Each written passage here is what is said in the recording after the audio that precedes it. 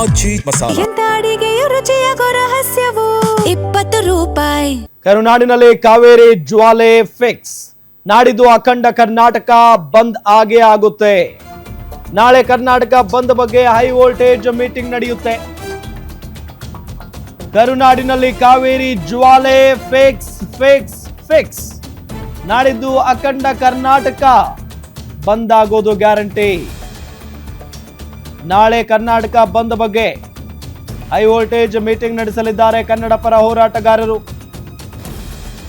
ಕನ್ನಡ ಪರ ಸಂಘಟನೆಗಳು ವಾಟಾಳ್ ನೇತೃತ್ವದಲ್ಲಿ ಹೈ ವೋಲ್ಟೇಜ್ ಸಭೆಯನ್ನ ನಡೆಸಲಿದ್ದಾರೆ. ಮೀಟಿಂಗ್ನಲ್ಲಿ ಕರ್ನಾಟಕ ಬಂದ್ ಬಗ್ಗೆ ತೀರ್ಮಾನವನ್ನ ತೆಗೆದುಕೊಳ್ಳಲಿದ್ದಾರೆ.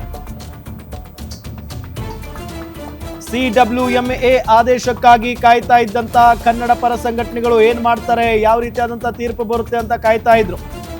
ಈಗ ಆದೇಶ ಕರ್ನಾಟಕದ ವಿರುದ್ಧ ಬಂದಿದೆ.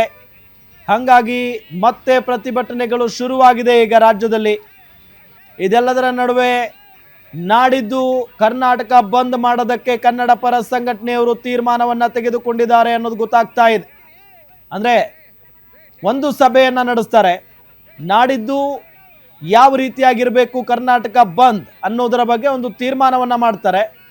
ನಾಡಿದ್ದು ನಾಳೆ ಸಭೆ ಆದ ನಂತರ ನಾಡಿದ್ದು ಯಾವ ರೀತಿಯಾಗಿರುತ್ತೆ ಆ ಬಂದ್ ಅನ್ನೋದರ ಬಗ್ಗೆ ಒಂದು ಮಾಹಿತಿ ಅಂತೂ ಬರುತ್ತೆ.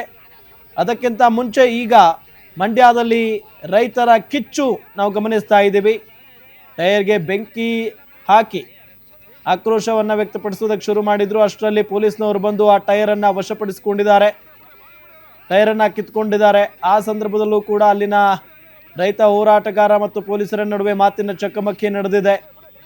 ಇದೆಲ್ಲದರ ನಡುವೆ ಕಾಯ್ತಾ ಇದ್ರು ಕನ್ನಡ ಪರ ಸಂಘಟನೆಯವರು CWMA ತೀರ್ಪು ಏನು ಬರುತ್ತೆ ಅಂತ ಹೇಳಿ. ಕರ್ನಾಟಕದ ವಿರುದ್ಧ ಬಂದಿದೆ ತೀರ್ಪು.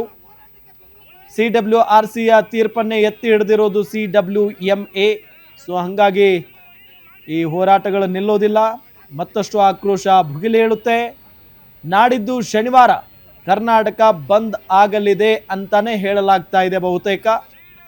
ಸೊ ಆ ನಿಟ್ಟಿನಲ್ಲಿ ಸರ್ಕಾರಕ್ಕೆ ಬಿಸಿ ಮುಟ್ಟಿಸುವಂಥ ಕೆಲಸ. ಸರ್ಕಾರ ಯಾವುದೇ ಕಾರಣಕ್ಕೂ ನೀರು ಬಿಡುವ ಯೋಚನೆಯನ್ನು ಕೂಡ ಮಾಡಬಾರ್ದು ಅಂತ ಹೇಳಿ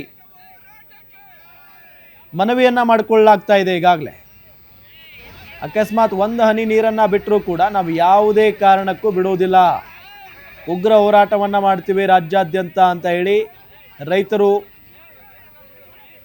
ಹೇಳ್ತಾ ಇದ್ದಾರೆ.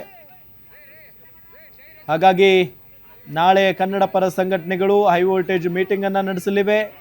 ವಾಟಾಳ್ ನಾಗರಾಜ್ ನೇತೃತ್ವದಲ್ಲಿ ಎಲ್ಲ ಸಂಘಟನೆಗಳು ಭಾಗಿಯಾಗ್ತವೆ.